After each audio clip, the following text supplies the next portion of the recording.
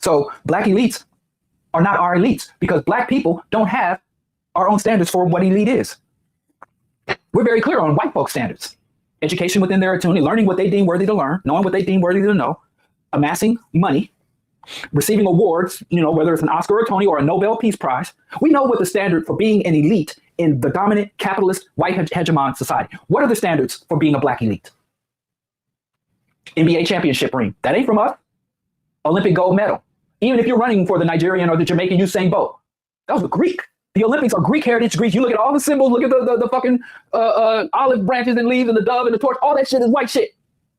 Even though they let you play in their reindeer games, you fucking Rudolph still. And you need to get permission. And that's why, when black athletes come and they check them like racehorses, checking their genitals, drawing their blood, and determining whether you are a woman, a man, or other, and you ain't got no say in it. Wherever they mark you, that's what you are. That's that sister from South Africa. The runner from South, Samina, remember her? And they disqualified her because she had high rates of testosterone. Yeah. But if you go back and look at the old Russian athletes, those women coming out of Russia had higher testosterone, bigger shoulders, facial hairs, and they let them compete without question because they're white women. I know a white woman when I see one, but a black woman, I don't know.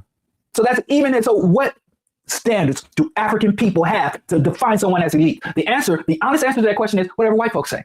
We'll just look over the white man's shoulder and copy down what he says. And we honoring Negroes because they got status amongst whites. Good job, good money, good education, all from white folks, regardless of what they do with it. It'd be a Negro, a scientist, STEM, working for Raytheon, creating systems of surveillance and weapons of mass destruction aimed at Africa. And we're like, oh, excellent. And then he'll get a fucking NAACP award or some shit. We don't have any fucking independent standards, even on the African continent. What is an African award that an African could win that would outweigh any award that could be given by any white institution, private or public? Name it. Name an African trophy or ribbon that will outweigh an Olympic gold medal or an NBA. What do the football ball chasers get when they win? Super Bowl. Super Bowl ring or a Super Bowl ring.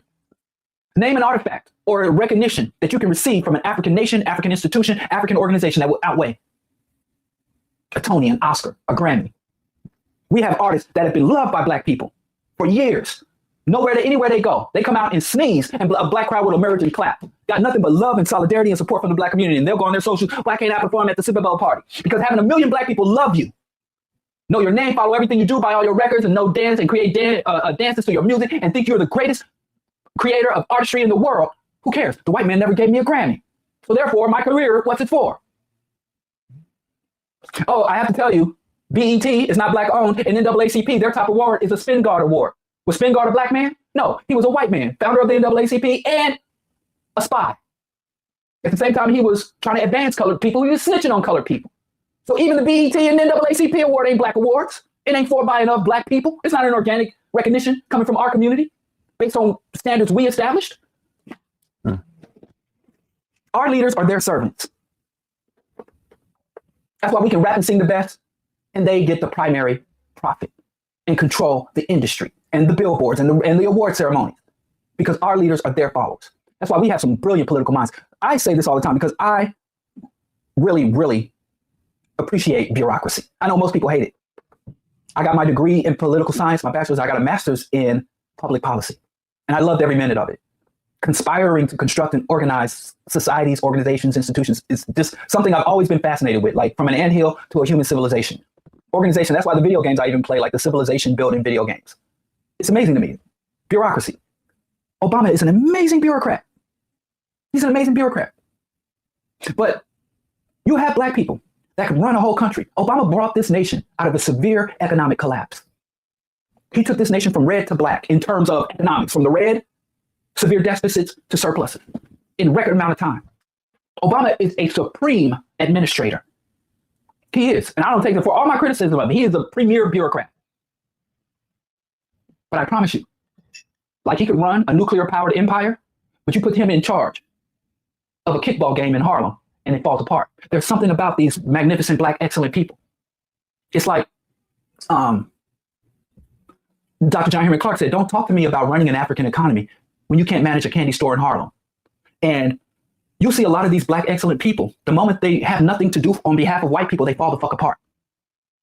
You have a black excellent that can run an entire military unit, could be the admiral in the Navy, be a general, in the armed forces, but couldn't come to the black community and organize a Boy Scout troop or Cub Scout troop amongst black people. Once the white authority, the white gloss, the white money, the white glamour is gone, they fall apart.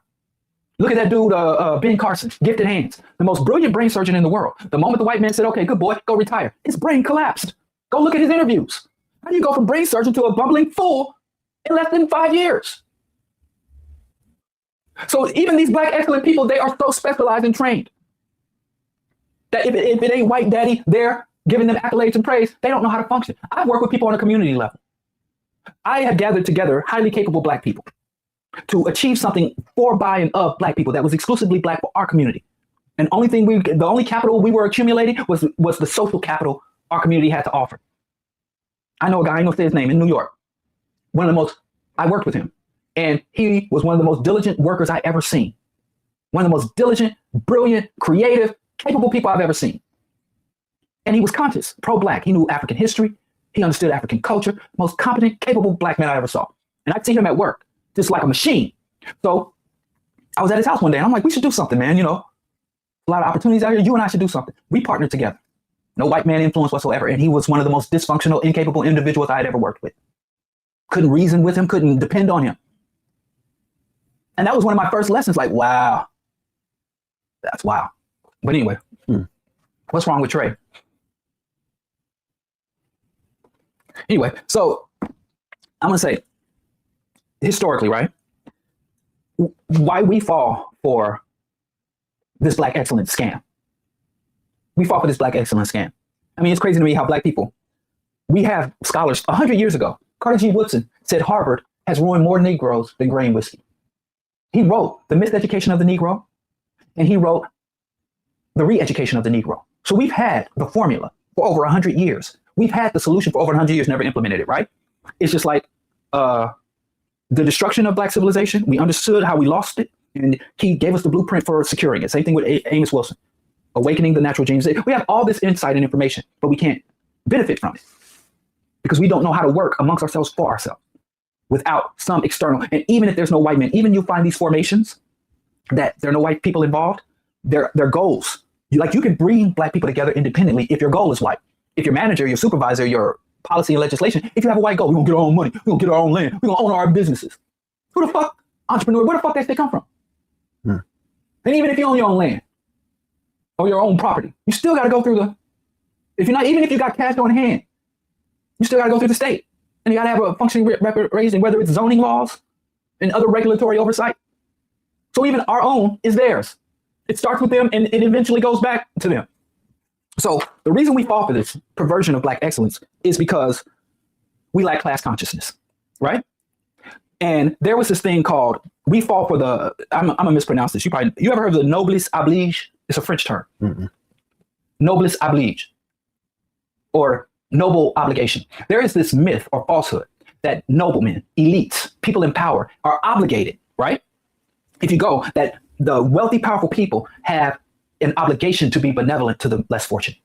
And this is what we go off of. We still celebrate. This is literally the origins of trickle-down economics. If you give elite people the power, they will bestow upon you some relief and beauty and resources. That's trickle-down. Black people love that shit. When a black person gets up and says, I'm going to start a college fund, we love trickle-down economics when it's a affluent Negro doing it. When Pinky Cole went to that, Morehouse and Spelman and gave everybody an LLC and the students were jumping up and down. I swear, if my son went to school, he's heading to school in a few weeks, he's going off to college. Or if my son, the other son, should be graduating, a Romo, in a couple of semesters. I got one son going into college and another son that should be graduating in a couple of semesters from college. And if them Negroes were sitting in their graduation and somebody says, I'm giving you an LLC, and he jump out of his seat like, I got me a business, I'd be like, I want my money back. I want my money back. You that goddamn super LLC ain't no damn business. But we have fallen into that. We've been in this country the longest and we understand it the least. But I say that all the time. Bobby Wright said it. I agree and repeat it. We've been in this country to understand it the least, but we're also have most internalized the dysfunction and function, the function and dysfunction of this nation. As John Henry Clark said, as a condemnation and a compliment, we are the true believers. We out-pope the Pope, we out-Muhammad. We adopt other people's shit and take it, and it's deeper to us than the people who invented it. We more Christian than the white Christians. We more Islamic than the Arabs. And if you ever met a black Hebrew Israelite or we out Zionist. But we also, these warped ideas of the noble obligation, looking up to the elite. And then there's also this concept of Calvinism. Black people are Christian. Most Black people are Christian Protestants in this country. And they know nothing of the Calvinistic components. Calvinism is the component of Christianity that believes in predestined. This concept that the Lord knows your fate before you're born. The God loves you. He knows how many hair are on your head. God is omnipresent. God is present in the past, present in the future, all at the same time. So God knew you before he formed you in the womb. He knew you. He knows you now in this present state, and he knows your ultimate fate. There's nothing beyond his knowledge.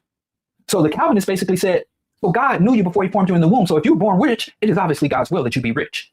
If you're born poor, it is obviously God's will that you be born poor. Your fate, if you're born poor and you go into wealth, God has bestowed that wealth on you. So wealth is a product of God. And to look at a wealthy person and say, hey, shouldn't have all that fucking wealth, Bezos. Who the fuck are you? You ain't done $1 billion worth of work. You're exploiting the laborer. You're exploiting the mines and you're exploiting the mines in the Congo. You're exploiting the maquiladoras in Latin America. You're exploiting the sweatshops in Haiti and Bangladesh. You're a parasite. Oh no. The Calvinist says, hey, if he got it, he wouldn't have it without God's will, because nothing in this world happens that is beyond God's will. That's why they want to do away with abortion, even for rape victims. You didn't create that child. Your rapist didn't create that child. God. So that Calvinistic position married to the mythology of noblesse oblige, or the noble obligation, and then the complete disintegration of class awareness, class analysis, and class consciousness got us in this black excellent things, and where literally these economic and celebrity Pied Piper are leading generations of African people to oblivion. They are Pied Pipers of genocide. The very people we see as not just examples or aspiration hashtags goals, but people we try to pattern our life. People that fucking come out, tell you, think like a man, act like a lady. They write books. These dumb, illiterate motherfuckers can write books because I'm rich. So I obviously know something. Not only do I have God's blessing, I got to know something. I have people tell me. All the reading, studying, reflection, and correction I engage in, nigga, you broke. You don't know shit. Because if you knew something, you'd have some money. Because that's the only purpose of knowledge. If I can't translate my intellect into money that the white man prints, the white man got what? How many currency printing? I think it's 3. He has one in Philadelphia. I don't know where they are. But he has 3 secure facilities where he literally pulls this money out his ass. And it is the core obligation. You spend your money obtaining that shit. And we think that, hey, that's what it is. We destroy ecosystems to get fiat. And then he don't even have to print the money no more. He can just send it to our devices, zeros and ones in our devices, Bitcoin. Just some shit they made up out of nowhere. And we destroy the ecosystem and be willing to sacrifice our time on earth obtaining that shit. So this predestination, the Calvinistic, but even though it came out of Protestant Christianity, it has infected the Catholics, it has infected Jews, it has infected even Muslims, whom the people you think. It's crazy how much people think there is some divergence or difference between Islam, Christianity, and Judaism when they're pretty much remixes of the same nonsense. And black people, oh, I ain't gonna worship the white man's religion. I'm gonna become a Muslim. That ain't as white as Christianity, but I digress. Well, I love what we're gonna say. Well, but y'all was talking about black excellence and how